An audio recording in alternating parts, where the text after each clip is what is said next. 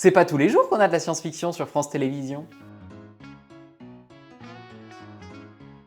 Bonjour à tous, aujourd'hui je vous propose qu'on parle de la série télé Vortex. C'est une série France Télévisions diffusée sur France 2 et réalisée par Slimane Baptiste-Berroun. Slimane, c'est pas du tout un inconnu pour les gens du web, c'est l'interprète du docteur Henri Castafolt dans la série Le Visiteur du Futur et dans le film aussi. C'est aussi le réalisateur de plusieurs web-séries comme J'ai jamais su dire non ou La Théorie des Balls. Tout ça c'est dispo sur YouTube, donc je vous mets les liens en description, n'hésitez pas à aller voir. Bref, c'est un vrai plaisir de le voir sur un projet comme ça et de voir que maintenant il y a plein de liens qui peuvent s'opérer entre le monde de YouTube, du cinéma et de la télévision.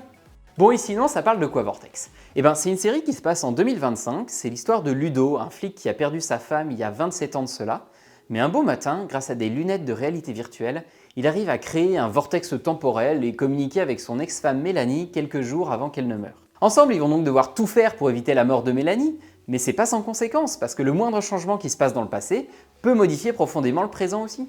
La série, c'est un sacré mélange des genres, puisque c'est à la fois un polar avec une enquête policière assez classique, mais on a aussi là-dedans du fantastique avec le vortex temporel, et en plus c'est un drame, et les relations des personnages, leurs émotions, leurs sentiments vont avoir énormément d'importance. Donc on va décortiquer tout ça point par point et voir comment la série s'en sort.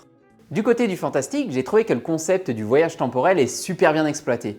Et ça, c'est parce que la série réussit l'exploit de nous proposer quelque chose de plutôt crédible, mais aussi de limpide en termes de compréhension. On comprend instantanément comment fonctionne le vortex spatio-temporel et comment il affecte ou pas le monde du présent. Donc si le côté un peu prise de tête des voyages dans le temps, des paradoxes temporels, ça vous fait un petit peu peur, ben là, pas d'inquiétude, foncez, c'est super bien géré, on comprend parfaitement ce qui se passe sans avoir à se torturer le cerveau. C'est pas du tout une série puzzle où il faut reconstituer passé, présent, futur à l'image de Dark par exemple. Et ce qui peut faire un peu sourire par contre, c'est d'utiliser la VR pour remonter le temps. Alors ça permet de faire des effets un peu sympas, puis de rajouter une petite touche un peu science-fiction, mais ça suppose quand même un peu de bonne volonté de la part du spectateur. Par exemple, j'en reviens à la série Dark. Dans Dark, c'est une centrale nucléaire qui crée le portail spatio-temporel. Donc pour un scientifique, ça n'a aucun sens, au même titre que la VR. Mais pour le spectateur lambda, c'est beaucoup plus mystique, alors qu'au contraire, la VR, on comprend et on connaît parfaitement le fonctionnement. Maintenant, parlons un petit peu du côté enquête policière. Ce qui est intéressant et ce qui fait l'originalité de la série, c'est l'aspect enquête sur deux niveaux à deux époques différentes. Mais honnêtement, c'est quand même très classique dans la façon de faire. Les enquêteurs cherchent des indices, ils ont une piste, ah bah mince, c'est une fausse piste, donc on recommence, encore des indices, encore une piste, et ainsi de suite. Donc c'est pas mauvais, c'est divertissant, on est pris en haleine et on a envie de connaître l'identité du meurtrier, mais il n'y a jamais vraiment de montée en tension, d'évolution, on n'a jamais peur pour les personnages, ni l'impression que l'étau se resserre sur eux. Et on retrouve bien évidemment tous les codes du polar français, il y a le commissariat, les flics un peu désabusés. J'aurais bien aimé encore un truc plus assumé dans le fantastique et encore plus original. Et peut-être pourquoi pas juste laisser tomber le commissariat. Pourquoi il y a autant de flics dans les séries TV françaises? Et du côté de la résolution de l'enquête, globalement ça marche, c'est crédible, mais on reste quand même un petit peu sur notre faim, les révélations sont pas entièrement satisfaisantes, on aurait peut-être aimé un peu plus d'explications. Donc l'enquête, elle est efficace, je dis pas le contraire, mais elle reste très simple et très classique. Mais c'est pas très grave parce que c'est pas le cœur de la série, parce que ce qui nous happe dans Vortex, c'est le drame romantique du héros. Ludo, il est le prisonnier d'un triangle impossible. Il a refait sa vie, il a une nouvelle femme, un enfant, il est redevenu heureux, et là subitement, paf, il retombe sur son ex-femme décédée. Il est donc face à un dilemme impossible, est-ce qu'il doit sauver son ex-femme ou préserver sa famille? En sauvant l'une, il condamne l'autre.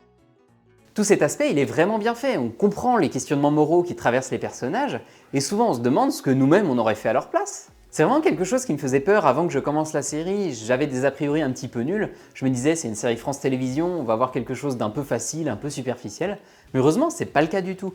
La série est jamais lisse, on sent les conséquences des choix des personnages, on sent leurs tourmentes, il y a plein de questions assez graves qui sont même soulevées, il y a la problématique du deuil qui est centrale, et même dans la fin et la résolution de la série, c'est pas une simple happy end. Et donc la série réussit vraiment bien à nous investir émotionnellement, et ça marche parce que les thématiques qu'elle aborde sont bien traitées, et aussi parce que l'écriture des personnages est plutôt soignée. Ils ont chacun des personnalités propres et des motivations qu'on saisit assez vite, et c'est un perso super cliché, mais moi j'ai adoré la technicienne VR qui apporte un peu d'humour dans la série. On voit en plus que tous les comédiens se donnent à fond, et d'ailleurs toute l'équipe a l'air hyper engagée. Il y a une vraie volonté de bien faire et de proposer un bon projet qui se dégage de la série. J'en ai pas encore parlé, mais la série a été tournée en bord de mer, en Bretagne, et tous les décors sont magnifiques. On retrouve l'ambiance bretonne avec les plages, les sentiers côtiers, les maisons en pierre, les toits en ardoise. Je me dis simplement que j'en aurais bien voulu même plus. C'est dommage, on a peu de plans contemplatifs qui nous permettraient de davantage nous imprégner de l'ambiance et de créer une atmosphère bien propre à la série.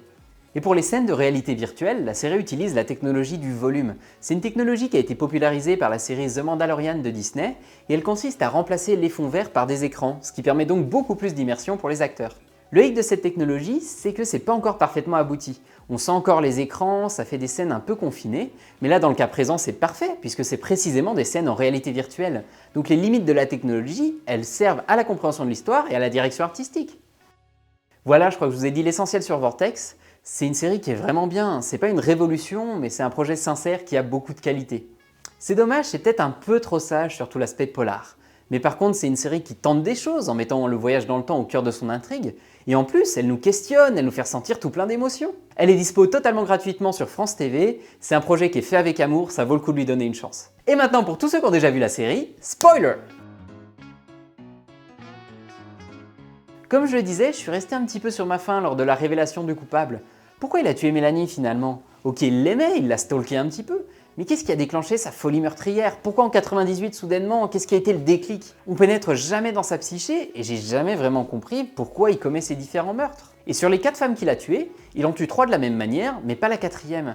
À un moment, les personnages se posent la question, mais je sais pas si à la fin on a une explication à ça. J'ai peut-être pas compris ou zappé le pourquoi du comment, n'hésitez pas à me mettre en commentaire si vous avez l'explication. Ah et par contre, je m'y attendais pas du tout, mais j'ai trouvé Ludovic super bon dans son rôle. Il a déjà prouvé que c'était un bon acteur, hein, mais je le pensais cantonné à des rôles de comédie où il faisait le pote rigolo un peu simplet. Mais là, la claque qu'il m'a mis dans le dernier épisode, le plan dans les toilettes quand il révèle sa vraie nature de tueur, eh ben il m'a mis des frissons, mais qu'est-ce qu'il est flippant! C'est un super choix de casting.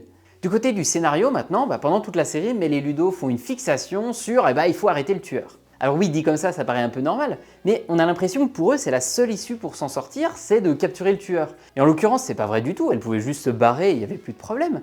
Puisque de toute façon, en plus, elle allait pas pouvoir rester avec Ludo. Là, ça semble un peu trop forcé, et j'aurais davantage aimé saisir l'attraction qu'ils avaient l'un envers l'autre, qui les pousse à se retrouver au mépris du danger, davantage que cette fixette un peu caricaturale sur le tueur. Et voilà, je m'arrête là pour Vortex. N'hésitez pas vous à me dire ce que vous en avez pensé. Merci beaucoup en tout cas d'avoir regardé cette vidéo. Regardez des séries et mangez des sushis!